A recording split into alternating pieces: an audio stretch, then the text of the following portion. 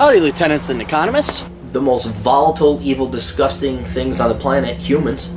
If you have a video request, you can always go to assholeconsulting.com. Yeah, I am gonna charge you, kids. And that is the importance of not fucking up. You are such an asshole!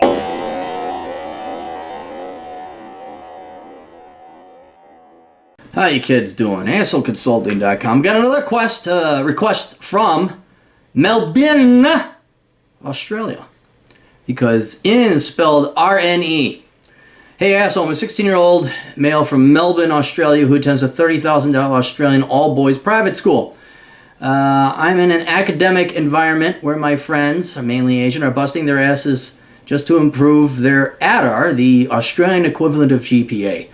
Our teachers, some of who have left respectable professions, also emphasize the need to study hard. This sounds like the last real school that ever was. Sometimes when I ask my careers, what career do you want to do when you're older? And they respond, I don't know, and continue to spend hours studying. In my opinion, this is insanity. I'd rather get an 80 on the ATAR and know exactly what to do than get a 98 on the ATAR and have no idea. The school brought back past students, one who got a 98.5 ATAR, meaning he scored higher than a 98.5 of Australian students that was studying commerce at a $40K per year university. So he wasn't even successful yet, he was just studying commerce. That's tragic, studying business with that high of a GPA. He should have been an engineer.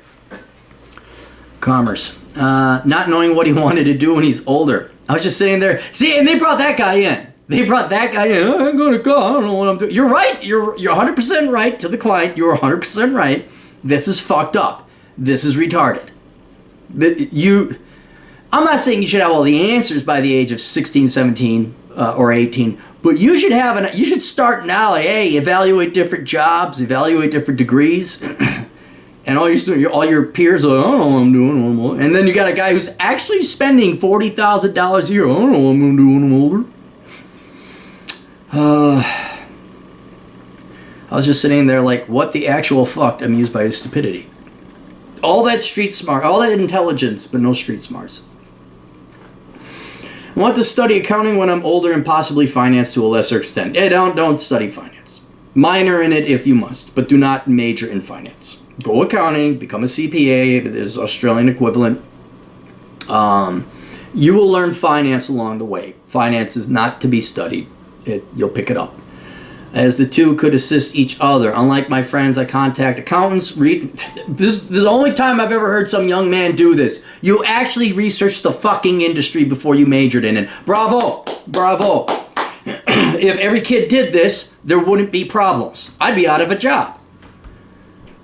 Unlike my friends, I contact accountants, read about it, and ultimately place myself in a position to be the best candidate to hire, to which I think I'm doing a good job and have gotten the same feedback from various mentors in the profession. I too study my ass off, but not to the extent that my friends do. They work harder than most adults. I will most likely get a high enough score to get me into accounting university in Australia. My question, am I doing the wrong thing by not slaving myself to a score? Yes and no. Here's what you're doing. You're going to say score 80, but your GPA. Look. All you gotta do is prove it to yourself once. I was the world's greatest CD student, occasionally a C+, and I don't know how I did that. But then I stopped being a whiny little quanta haha, and I busted my ass off and started getting A's and B's. Then when I got to college, it was all straight A's. Don't tell me you can't get straight A's. I'm not saying you gotta be one of these people to get a perfect SAT score, or 4.0 GPA, or in your case, 100% on the ATAR. But if the ATAR is the standard measurement, don't get an 80. All right, dude, put in your best effort, because what's going to happen, this is the real reason you should do it, what's going to happen is you're going to get into the real world and you're not going to know what your best effort is. And then you're going to be constantly afraid and intimidated. Then there's going to be a hard way. And if you're in public accounting, if you're a CPA, and you're going to have to bust your ass off way much. This is like working out again, okay? Inevitably, you're going to have to bench press 200 pounds. And you're like, well, I think I can get accepted to the gym if I just bench press 130 or kilograms, whatever gay unit of measurement you communists use. I'm pretty good. I can bench press 130. It's like, no. So why are you wasting your time? Try your best now. Test yourself to your limits. See what you're capable of so you know that when you go to college, like, okay, I can handle this many courses and credits. All right? I really put my best into it. You got 2 years left. Knock it out these next 2 years. See what you can do on your ATAR score. All right? And then that's going to carry you for the next 4 to 5 years in case you want to apply to the military, anywhere else, anything before college. What was your GPA in high school? It's good to have a high ATAR or GPA. It's better than having a lower one. And here in the United States, when I hear someone, I got a 3.0, I'm like, come on, don't give me that shit. Don't give me, this is not 1967 where, you know, a B was better than average. A B is very average. I'd imagine, especially at your school, an 80 is probably below average. So let's knock it out of the park. Get the highest ATAR score you can. I wouldn't, if it starts cutting into like important things like your real social life, like not video games, oh darn, you just don't play video games as much. No, you're not playing video games. You can give that up. But if all of a sudden, like, you know, I got another guy, client, he was studying 10 hours a day. No. But you should try to study 2 to 3. See how far, I want to see better than an 80. All right? So yes, in the long run, you're not going to really be focusing on your ATAR score 5 to 10, certainly not 10 years from now. It doesn't really matter if you get into the top university of Australia as long as it's accredited and you have a good degree.